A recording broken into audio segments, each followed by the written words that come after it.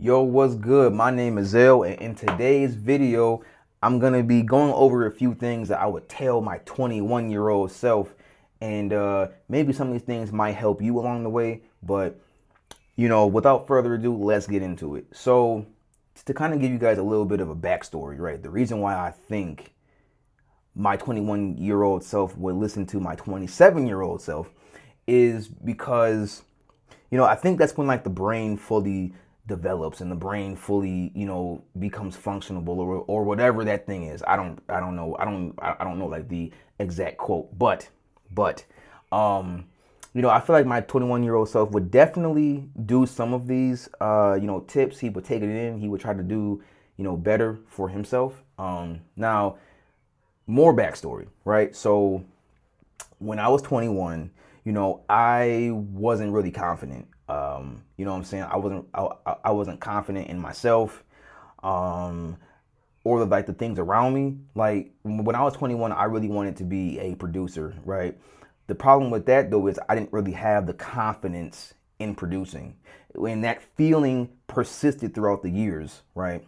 Um, but the thing is, right, I had a hard time putting myself, out on the market, as they would say. I had a hard time, not even showing up. I had a hard time just like being uncomfortable and taking like the second step, right? That was my thing, right? I had a really hard time being uncomfortable and doing that second step, right? And the thing is, what I didn't realize at the time was that being uncomfortable is everything. Being uncomfortable is literally everything. Being uncomfortable will not make or break you. It will break you in a way, but it will also build you up because you learn so much more, right? When you just be uncomfortable, when you handle things how they're supposed to be handled, like, and you fully just dive in. Because when you're uncomfortable, you are supposed to lean into it. You lean into it. Don't run away from it. Don't hide from it. You lean into it.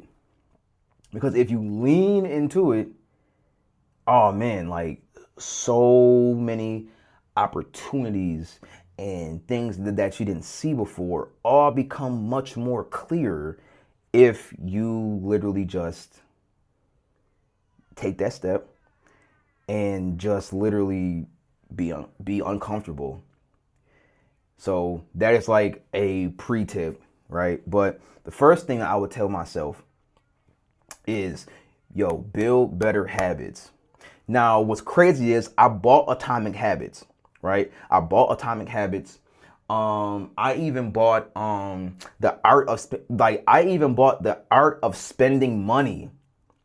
I bought a book about money and never opened it. That should let you know where my priorities lied when I was 21.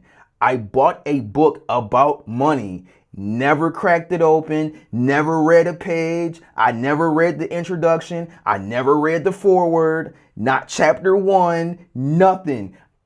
And it's like, it's crazy because now that I'm 27, I'm literally about to build a bookshelf and record that like tomorrow. And it's like, yo, that's crazy. But the thing is, like, I really had a book about money and I ain't opened it. Like, just like Ken Carson said, just like that one, like Ken Carson part, you bought a what do you say, like, you bought a book about money and you ain't even read it or something like that. It's the same. It's like, for real, I really bought a book about money and I didn't even read it. Like, I feel, guess what I feel?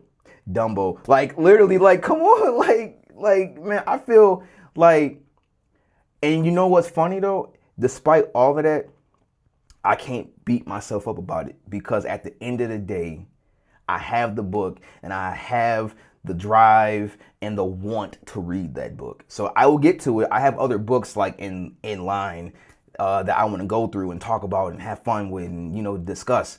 You know what? That would be a cool idea if I can like have my own book club. Matter of fact, one day, one day I'm gonna have my own book club and we're gonna talk about books and everything The first book that we're going to talk about, though, is Atomic Habits. But anyways, so number 2, stop waiting for that perfect moment to become ready. Now, if you guys if you guys don't know, before I get into that, I do have a YouTube journal where I have all my, So anyways, do not wait for that perfect moment. You see, my thing was, despite me not wanting to put myself out there, I was waiting for that perfect, like, oh, who is this guy? But it never came. Why did it never come? I never put myself out there. I never put myself out there. I never tried to sell a beat. Like, I never put myself out there. And that is the thing. Like, I was waiting for a moment that was never going to come because I never jumped off the porch because I was uncomfortable with doing that. Like, how many of us actually felt like that? Like, I know somebody in this world can like relate to that. Like, where you literally had a golden opportunity to really put yourself out there, really change your life. What if I would have sold one beat, right? And I would have sold that beat for like any amount of dollars, whatever, whether it was 5 or 500 or 5,000 or 5 million, whatever. What if I would have did, because like, if I would have sold one beat and like proved to myself that I could do it, that would have changed my entire life. But I never accepted that uncomfortability. I never accepted, or I never wanted to accept that criticism that would come with me putting myself out there for real. And it took me a long time to really understand that. Like, it took me a long time to really understand and to really be like, dang, man, like, that's crazy. Why my eyes look droopy? I swear I'm not, am I crazy? You know what it is, though? These are like really old glasses, and like, let me tell you, old glasses rock, okay? Because they can take a beating, whatever.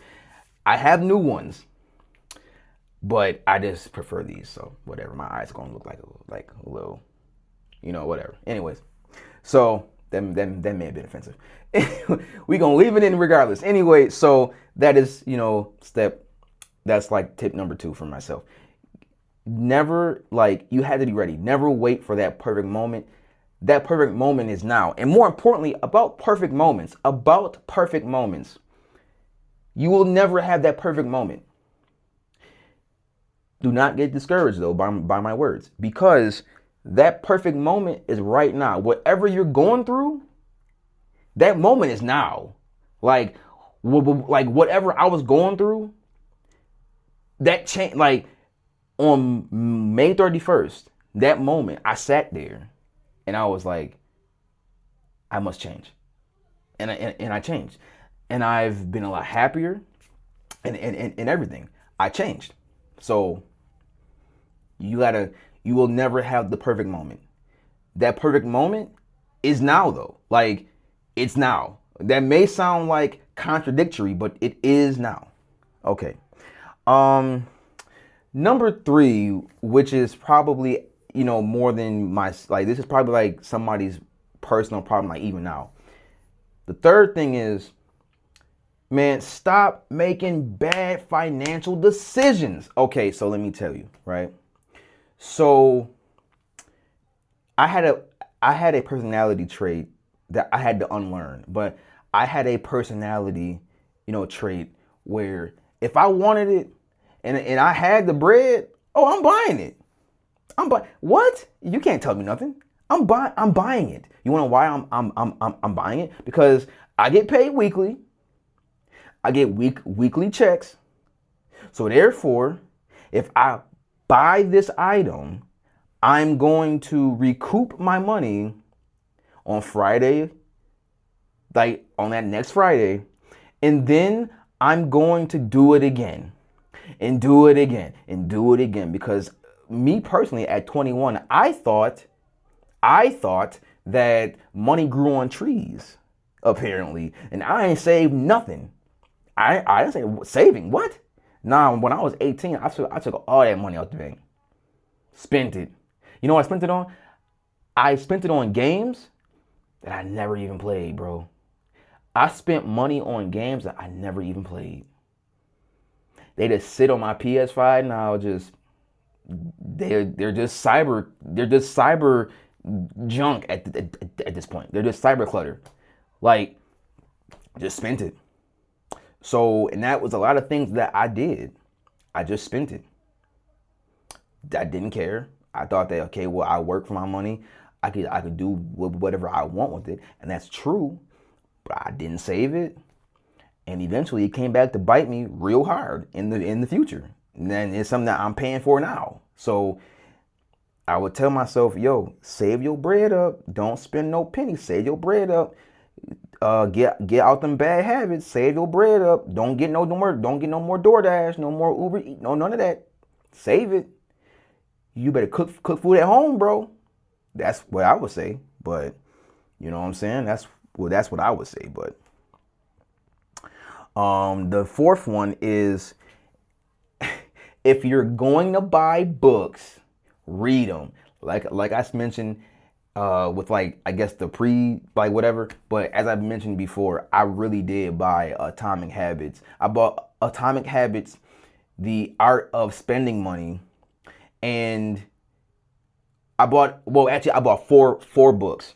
Right, 4 books.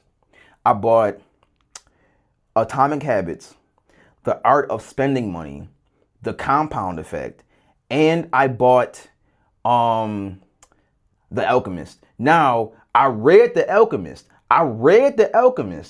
and that book is actually amazing, by the way.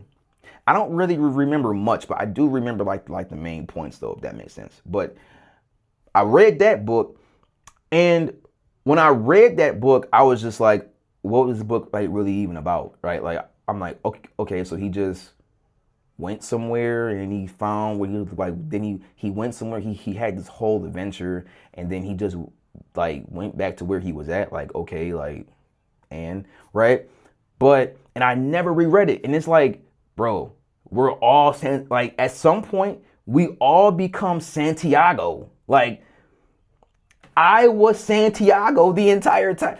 I literally had everything that I could have possibly wanted as far as information, as far as tools, as far as opportunities.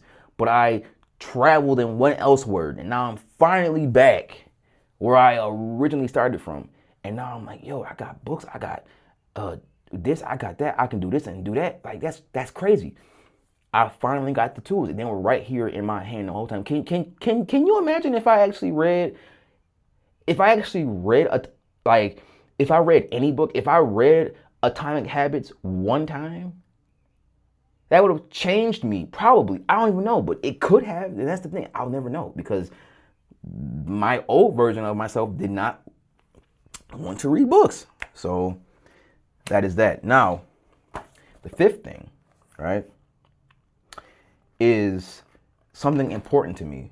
And I'm gonna probably break this down briefly, and maybe I'll go into more detail in another video. But after high school, I was drifting. I drifted.